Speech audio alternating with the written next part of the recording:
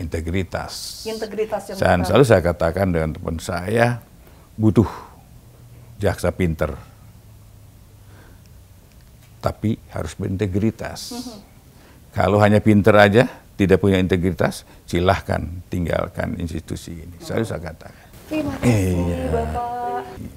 Ya Bapak, tadi kan kita sudah membahas salah satu kasus mega korupsi yang menyorot perhatian publik. Tapi ada kasus juga mega korupsi yang belakangan juga mendapat sorotan dari publik, yaitu kasus CPO nih Pak, yang merugikan negara sedikitnya 17 triliun ya Pak ya. Betul, sebenarnya ini perkara ini duluan CPO. Tapi kan ini proses persidangannya yang panjang, kemudian kita sidangkannya kemarin kan untuk tindak pidananya, sekarang TPPU-nya ke uang tindak pidana. Tapi prosesnya udah lama duluan. Ini zaman-zamannya awal rame gitu. Nih, Pak, kalau boleh tahu? 2003. 2003, iya, wow. 2003. Jadi memang proses perkara-perkara lama. Yang kemarin adalah pelaksanaan putusannya. Itu. Berarti hampir 20 tahun. 23. 2 tahun. Oh, 2023 berarti saya salah dengar tadi Pak. Dari 2003 itu awal penyidikan. Dan akhirnya katakanlah terungkap di tahun ini. Udah, bukan inkrahnya. Putusan Mahkamah Agung udah turun.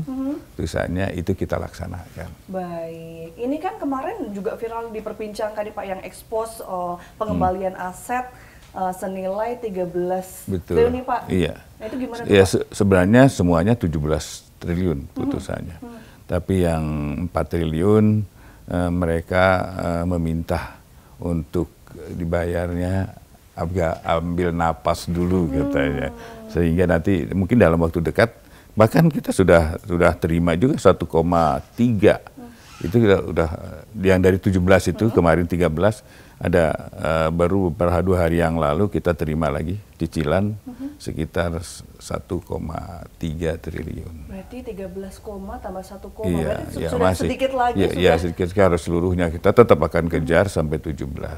Ada cerita menarik nggak Pak, atau tantangan begitu waktu katakanlah berusaha untuk mengembalikan kerugian negara begitu yang begitu besar itu? Tantangan sih tidak ada, saya biasa-biasa aja. Ini pekerjaan rutin, tapi memang ada kesulitan karena kadang, Pak, saya tidak ada lagi harta kami atau ya biasa alasan-alasan yang klasik begitu. Tapi kan saya sampaikan, kalau enggak ya saya kan sita memang. Kita jaminannya bahwa kebun dia kita sita. Gitu. Kalau kasus ini itu tantangannya berarti nggak ada begitu, tinggal mengembalikan sisa-sisa kerugian negara itu begitu. Betul. Tapi kalau untuk kasusnya sendiri, apakah mungkin ada pengembangan begitu Pak? Ada tersangka? Yang ini sudah tidak ada lagi. Yang ini tidak ada lagi. Berarti sudah tinggal eksekusi. Pengembalian aset. Iya.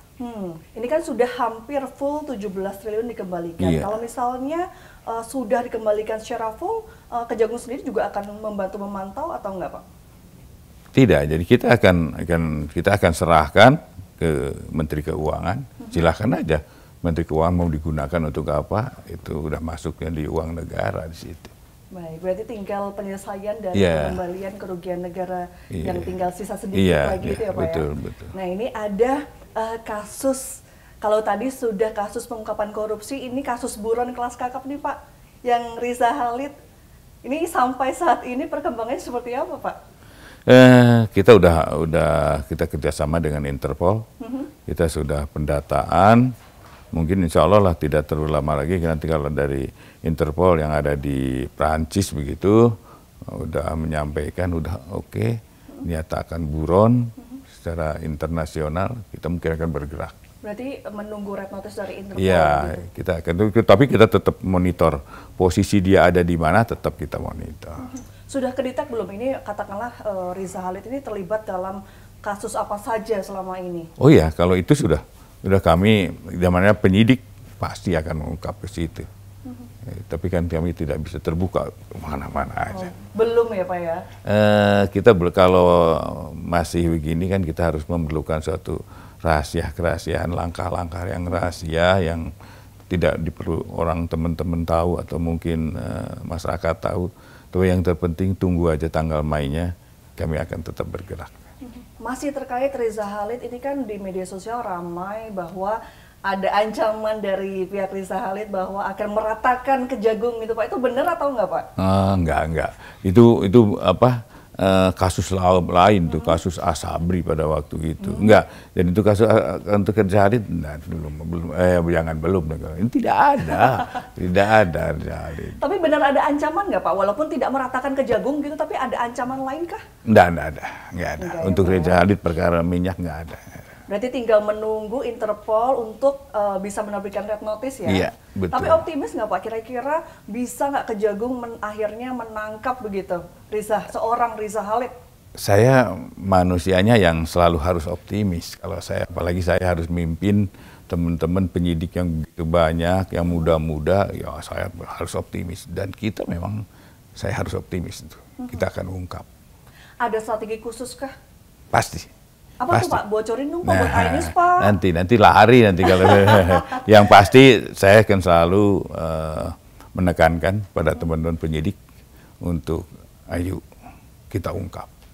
Buktikan pada masyarakat bahwa penyidikan ini tidak main-main. Itu aja.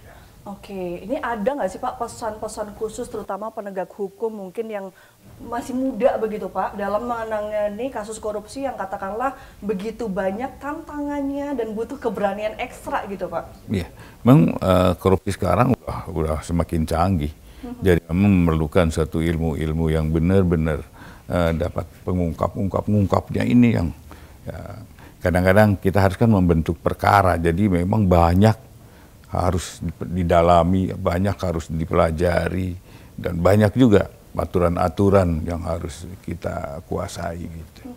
Pokoknya berarti dari hatinya harus udah dibersihkan dulu, kita pelajari apapun kasusnya itu dengan berani begitu ya Pak ya, walaupun ada tantangan-tantangan. Pasti, Mbak, ya. Karena gimana pun juga korupsi ini pelakunya pasti orang pinter. Nggak ada lah pelakunya korupsi orang-orang bodoh begitu, nggak. Pinter, dan pasti pinter bagaimana menjemujikan korupsinya. Terakhir nih Pak, apa yang harus dimiliki oleh seorang penegak hukum? Integritas. Integritas yang Dan selalu saya katakan dengan teman saya, butuh jaksa pinter, tapi harus berintegritas. Kalau hanya pinter aja, tidak punya integritas, silahkan tinggalkan institusi ini. Selalu saya katakan. Berarti itu yang harus dimiliki, first thing first, integritas ya Bapak. Baik, terima kasih Pak atas waktunya hari ini, sehat selalu. Amin. Semoga setelah ini masih ada kasus-kasus korupsi, mega korupsi lagi yang diungkap oleh Kejagung. Saya doakan Bapak semoga bisa menegakkan keadilan di Indonesia ya. Akhirnya nanti bisa korupsi hilang gitu Pak. Ya, setidak-tidaknya. Tapi optimis nggak Pak? Suatu saat korupsi hilang begitu? Harus optimis. Saya selalu suruh ngajak pada teman-teman semua. Dari mana sih kita memberantas korupsi? Dari dirinya sendirilah. Nggak usah koar sana, koar sini. Dari diri sendiri. Pimpinnya saya di sini di Kejaksaan Agung, saya sebagai pimpinannya harus buktikan. Pimpinannya bersih, di bawah pasti insya Allah. Tapi kalau di bawah, di atas sudah korup, di bawah lebih-lebih jadi rampok. Baik. Bapak selama ini kan di zaman katakanlah Bapak menjadi pemimpin gitu, tidak ada jaksa-jaksa yang katakanlah bermain begitu Pak. Apa sih tipsnya Pak?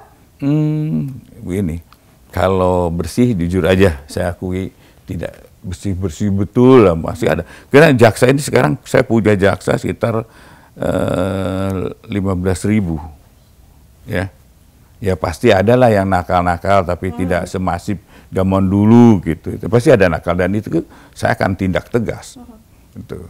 Jadi intinya saya berikan dulu keteladanan pada mereka supaya kalau kita bicara itu oh iya betul. Tetapi kalau kita bicara tapi kelakuan kita juga nggak benar ya artinya bahwa kita selalu mengingatkan pada mereka bahwa inilah pengabdian untuk negara, inilah tugas yang harus kita laksanakan, sehingga apa yang menjadi harapan masyarakat terhadap kejaksaan itu dapat kita berikan yang terbaik untuk masyarakat dan negara tentunya. Berarti dengan teladan bahwa dari Bapak sendiri dulu punya hati yang bersih dan punya tujuan yang jelas, dan harapannya memang ke bawahnya akan juga bersih dan berintegritas, begitu ya Pak ya? Ya, terima kasih Bapak. Saya doakan semoga cita-cita mulianya bahwa Indonesia pada nantinya akan bersih dari korupsi bisa benar-benar tercapai. Amin. Amin. Terima kasih Bapak atas waktunya. Sama-sama.